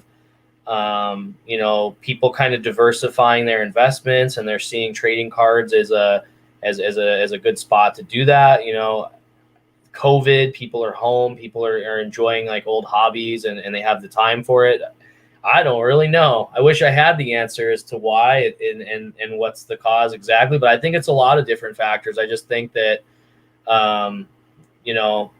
it's the nostalgia of the 80s and 90s, and people like myself as a kid. I didn't have the money to invest heavily in cards and to buy cards, but now I'm older. I'm an adult. I still act like a kid, but I'm an adult, and you have more means. You can buy more cards. You can buy more of that stuff. So I think right now it's just people are just loving the nostalgia, and there's so much. The products are great. I mean, between ourselves and the competitors, we're all, ooh, look at that. I'm going to start everyone's. I'm sorry. Go ahead. I'm sorry to interrupt you. I'm going to start opening this because, but I'm not going to interrupt you. And I'll kind of show the cards. I'll do it like the breakers do. I'll try and keep it all in view most of the time if I can. I really have nowhere to put.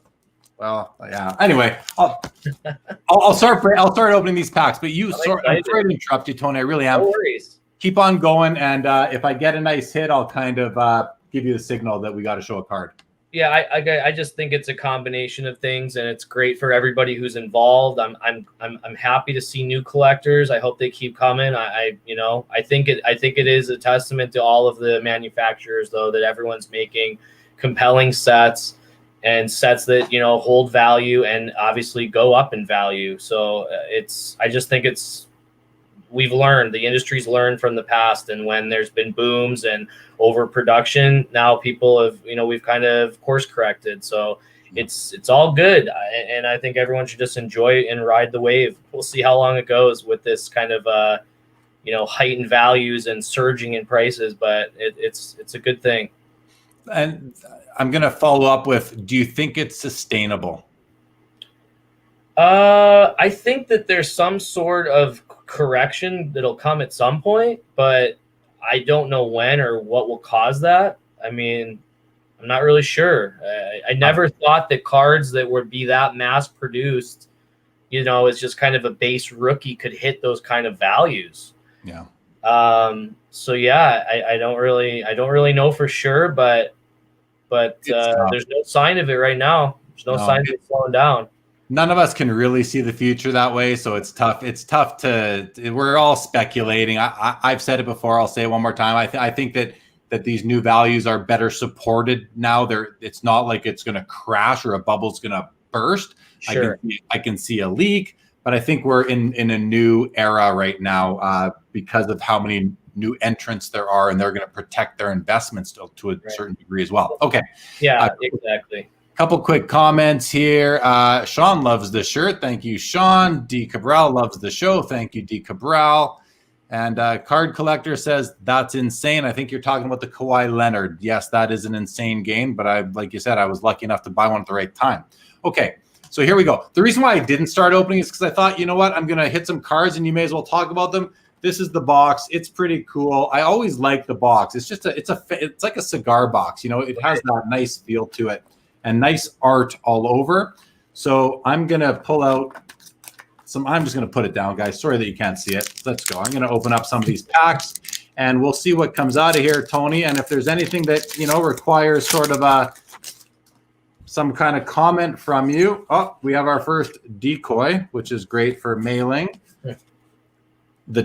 A nice tiger card. So talk a little bit about these tiger cards. This is the lion card. Talk about, because I noticed the lion cards.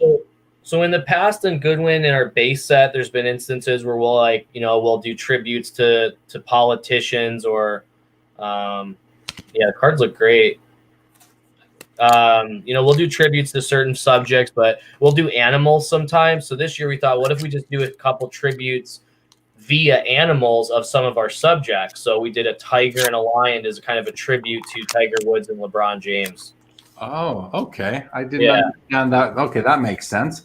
We have a mini in this pack, another decoy, and we have a mini card of a nice one, Bianca Andreescu, the Canadian tennis player who won what tournament did she just win? Was it Wimbledon or the U.S. Open? I don't even remember which one it was, but yeah, her biggest match to date is the one she beat Serena. That's still kind of like an epic one. But yeah, we were so happy when we got her for Goodwin. She's going to be a good one for years to come.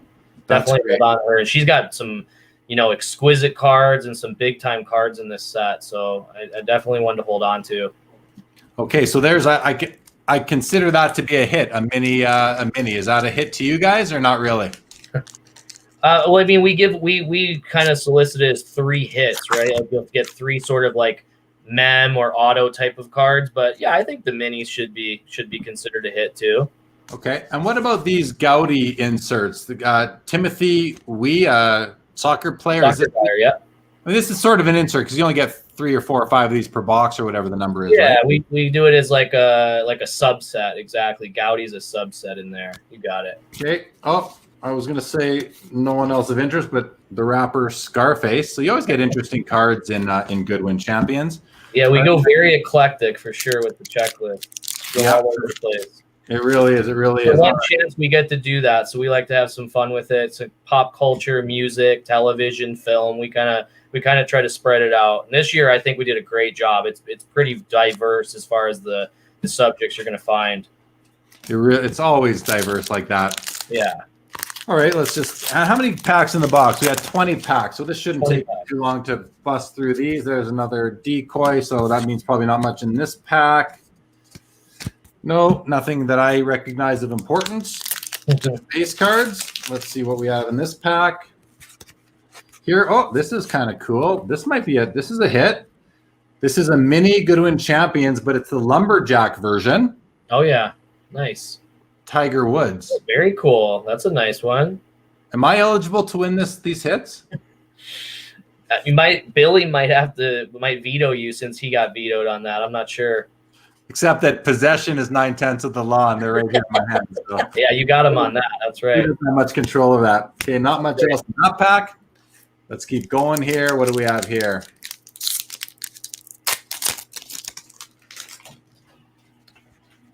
We have a decoy again, and we have one of these special. I don't know what do you call these ones? These really colored. Oh yeah, splash of color. Yeah. Rose Lavalley. Yeah, that's like the continuation of the base set, but yeah, real colorful, beautiful cards. Is it a parallel or is it a continuation? It's a unique card. It's not a parallel. Yeah, it should be cards 101 through 150 are the splash of color. Okay, that's cool. Yeah. Okay, decoy again, another splash of color here. This is Robin Bone, a pole vaulter. So you have some real different kind of sports that are even represented here. Nothing else of interest from as far as I could tell. Keep on busting through these guys. One of you is going to win the hits from this. So stick around. Oh, here's a mini of RJ Hampton, a basketball player, a Gowdy mini. So it's like a mini parallel. That's pretty cool. Then we have, and I want to thank Chris Carlin from Upper Deck, your colleague, for sending this over. That was really nice of him. Very nice of Chris. And it just worked out. I said earlier I was going to do this when we hit 1,000 subscribers. Maybe we're there by now, but I thought, you know what? You're on from Upper Deck. It's your product. Now is the time to do it. We have the Tiger card, or this is the Tiger. So last time we had the Lion. This is the Tiger card. That's followed by an MJ base card. All right. Next up, we have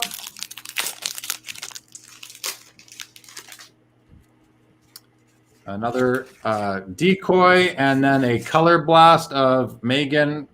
I don't know, even not Rapinoe. Yeah.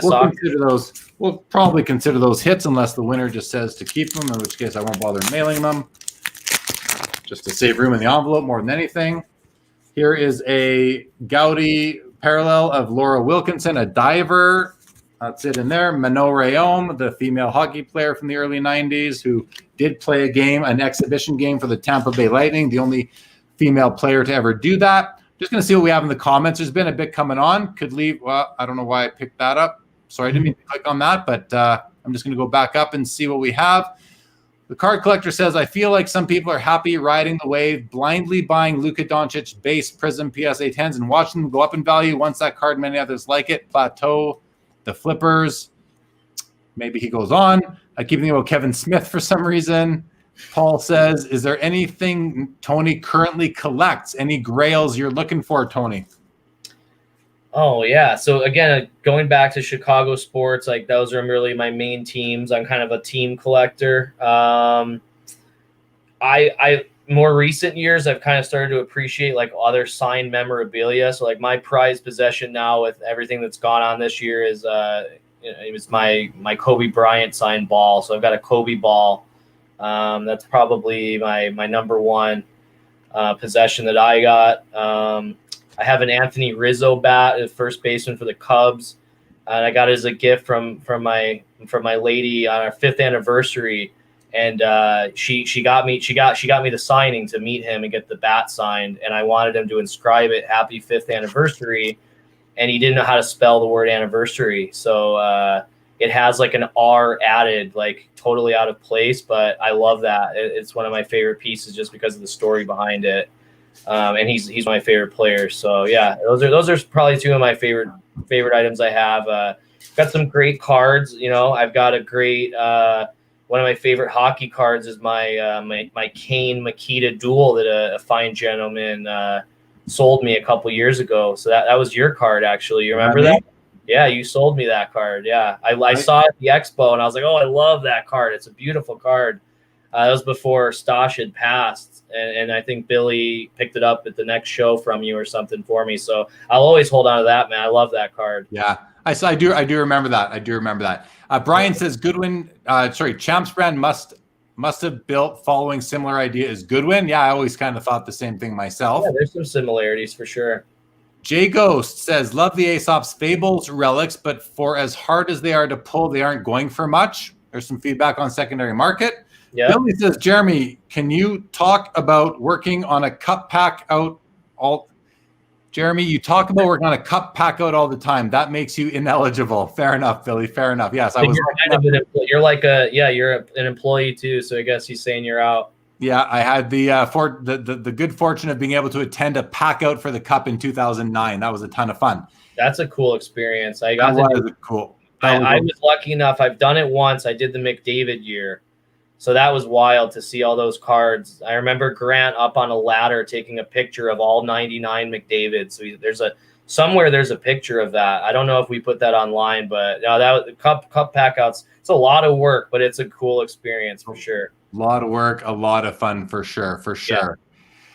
BM says, has Upper Deck considered doing something again similar to the Supreme Hard Court back from 2018? I'll let you answer that, and then I'll show you this pack because there's a cool card in here, and then some more packs. Sweet. UDA handled Hard Court, so that's kind of our branch of the company that does like our signed memorabilia pieces. So they're the ones that kind of handle that sort of stuff, but I'm sure they're always thinking of new sort of things to do similar to Hardcore. I thought that set was awesome. I love that set. It was great to see, pieces of Jordan and LeBron in their Bulls uniform and Cavs and everything else. So yeah, I'm sure they're thinking of some other things to do with that. Okay, there you go, BM. Okay, so quickly, I've got this mini of Dominika Cibulkova, a tennis player. Nice. And then here's a cool card. I haven't seen one of these yet. It's one of these lenticulars. The subject, unfortunately, isn't great, but it's a boxer, Jamie Munguia, and I can't tell if it's I can't tell if that's a female or a male. He earned a unanimous decision. So it's a boxing card, but it's one of these lenticulars. It's really cool, actually. Yeah, so those cards, those turned out great. It's like uses the splash of color, that colorful design on the lenticular. Those are tied to our bounty for that. So you're going to want to look for the versions that have the codes on the back. And you could get a Tiger Woods auto if you collect all 50 of those bounty cards. So that's a nice prize on that one.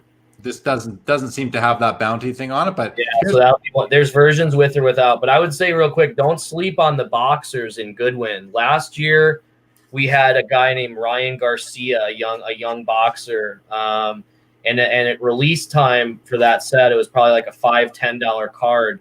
You fast forward about a year later, the guy is now I think 17 or 18-0, and those cards are about $150. Wow! So you never know with these Goodwin subjects; they may blow up. So we try to find some young talent. So you never know, that guy might be something big down the road. All right, cool. I'm going to throw up Steven's comment while I open up this pack. You can check it out, what he's saying. He hit a Minot Rayom card. Oh, this pack has 2 minis in it. That's weird. So we got a big boy base. I showed this. This is a funny base card of Wayne Gretzky right there. I showed it earlier, but I'll show it again. So oh, yeah. I'm sure the fellows would have given him a hard time on that back in the day. So another mini of Bianca Andreescu and a mini of John Buccigross, media personality. All right. ESPN analyst, equivalent of TSN. We need to get some TSN guys in there. Yes. Okay, we have a relic card here, but first we have there's the same guy in a Gowdy parallel. Then we have here's another Gretzky base card. That's kind of cool. And then we have a relic card of actor Stephen Root, who was one of my favorite characters in the movie Office Space back in the day. Love it. That's kind of neat. That'll go in the hit pile.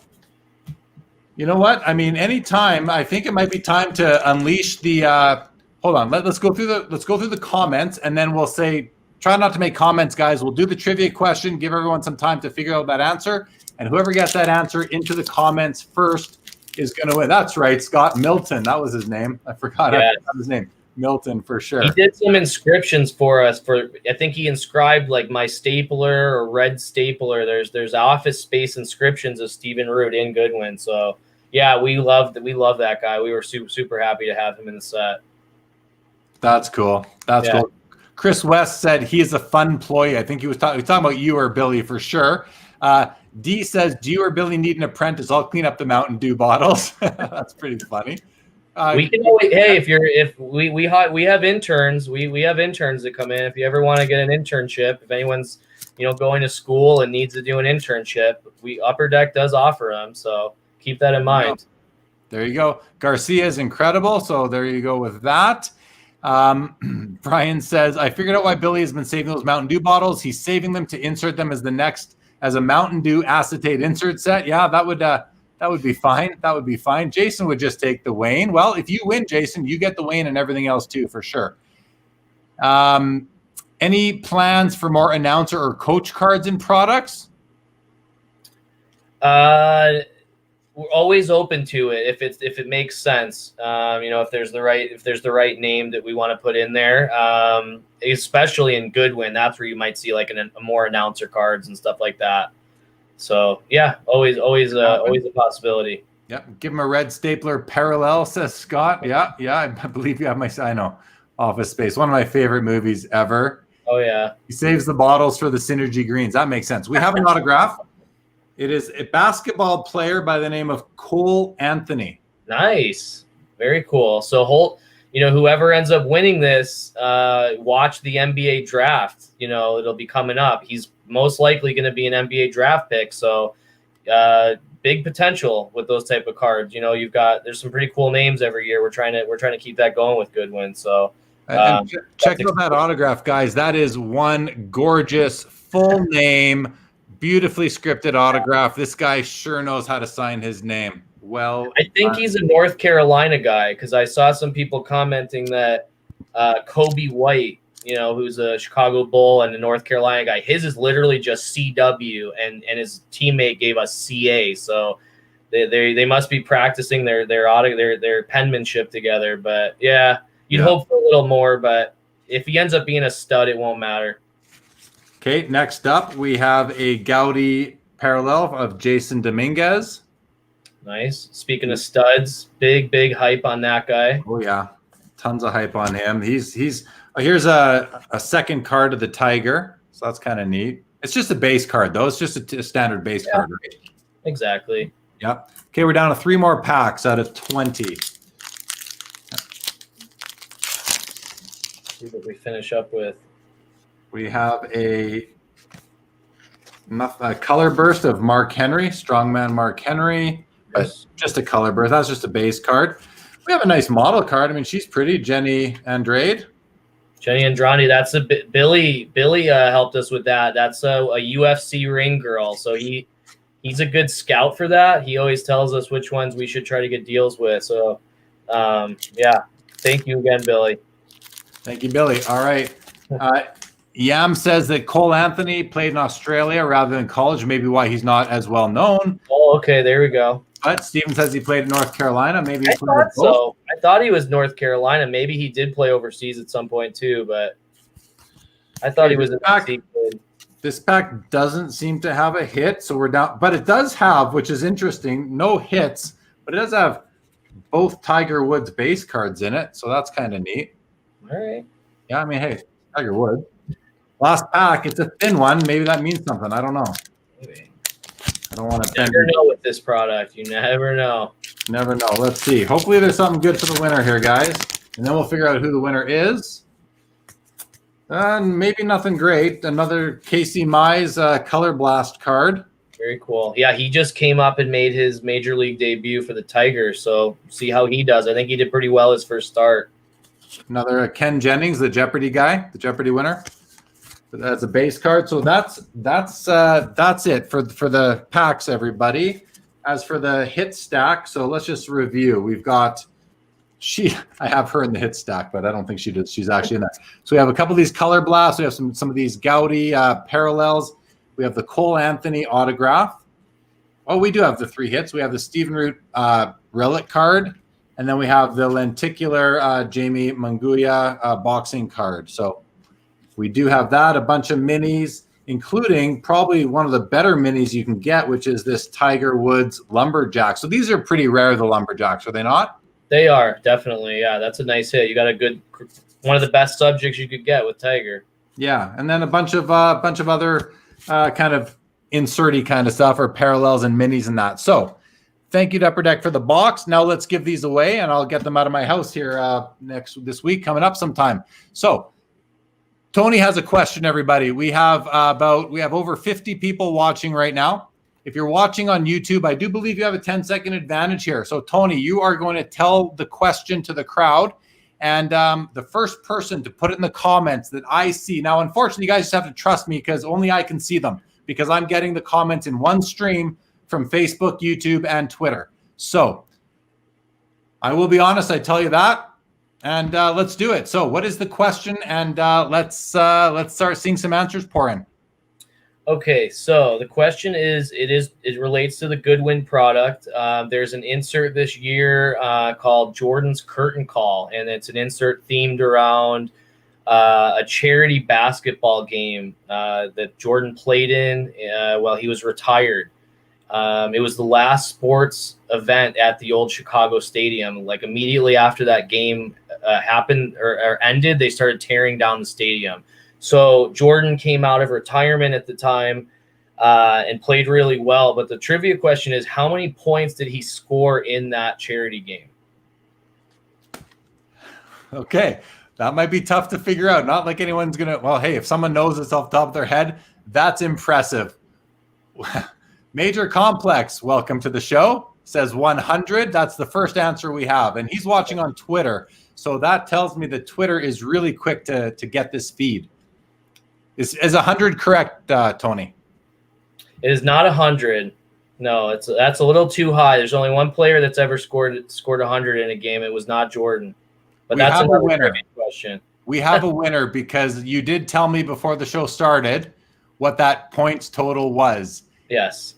So I'm going to go through all the answers that have come up in order. This is the order that they come up in my feed. I'm just going to give it a few seconds to make sure that everything's loaded.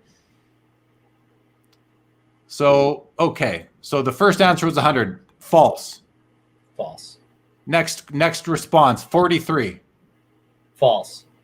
Next Incorrect. response, 44. Incorrect. 45. Incorrect. 38. Incorrect. 52. Bingo. BM, you are the winner of these cards tonight. Congratulations to you. I don't know who you are, so based on your name, please reach out to me. Let me actually, shoot, I haven't had the banner going all night. I totally forgot to have the ticker going tonight. So you can reach out to me right there on Instagram or on Twitter. Instagram, I'm jlee_cards. On Twitter, you can reach me at sportscardsliv1. So just reach out to me on either of those formats, BM, identify yourself, and let me know that was you. Thank you. Okay, we had several more. I will let Rod Jameson know you were 3 answers later. You were close. You had the number, but you were just a little bit after. So were you, Corey Wilson. You got it right, but you were later on. LG, you were a little bit late. Who else came in? We had a ton of answers, guys. Thanks, everyone, for putting your answers up there. No one else gets it right until we get to Georgetown Vintage had it right, but you were way late. Card Killer, welcome to the show. What is going on here? Got a little funky. Little funkiness happening here. Here we go. We seem to be back. Card Killer, yo to you guys. Follow Card Killer on Instagram. He's got a great Instagram account. Really cool stuff. I've been a follower probably for over a year now, Card Killer. What else? Who else do we have? Yeah, okay, so we have some congratulations to BM. Everyone's saying congratulations. Good for you. Yes, thank you. You will reach out. Awesome. Norman Marr, thanks for the great show. Thank you. You are welcome for that. Thank you to Tony. So, guys, we're at the 2-hour mark. We're at 1:55.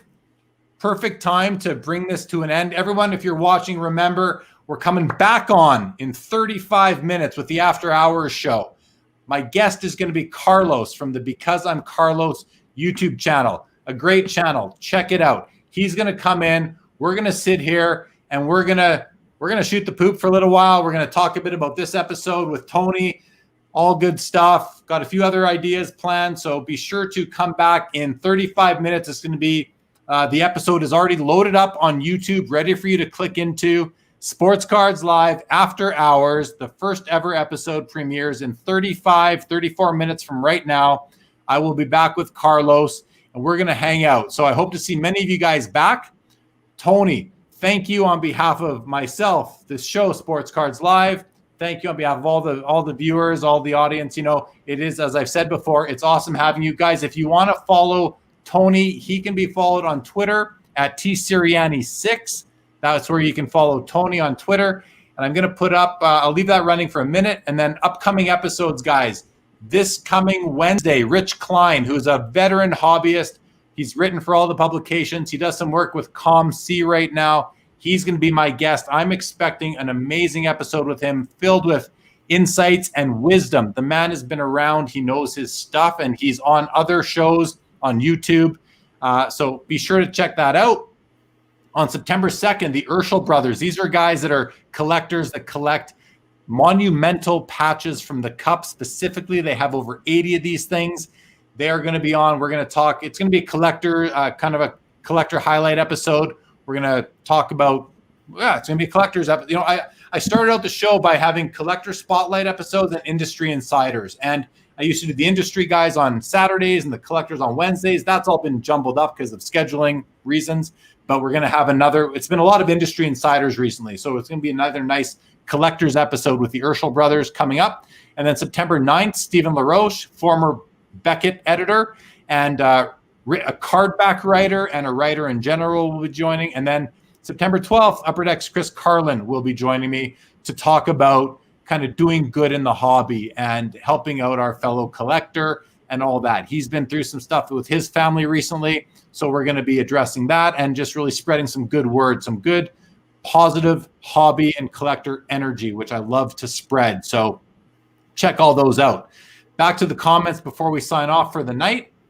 And this is where we get a lot of thank yous to you, Tony. So I want you to stick around for this and let's just see what everyone is saying. Sean Abergel, thanks for the show. Thank you, Sean, for tuning in.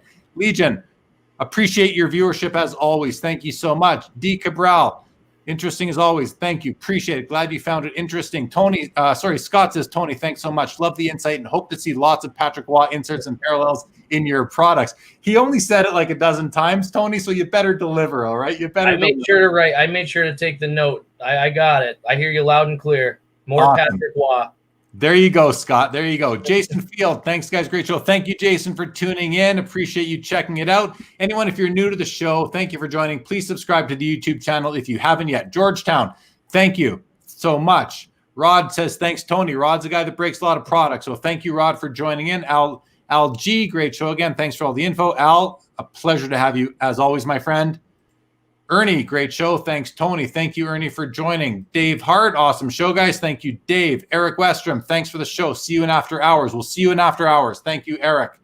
Paul, thanks for the show. Dirk Graham and Batman Forever. There we go. Brian McDonald, another great show and guest. Thank you, Brian. I really appreciate that. Thank you so much.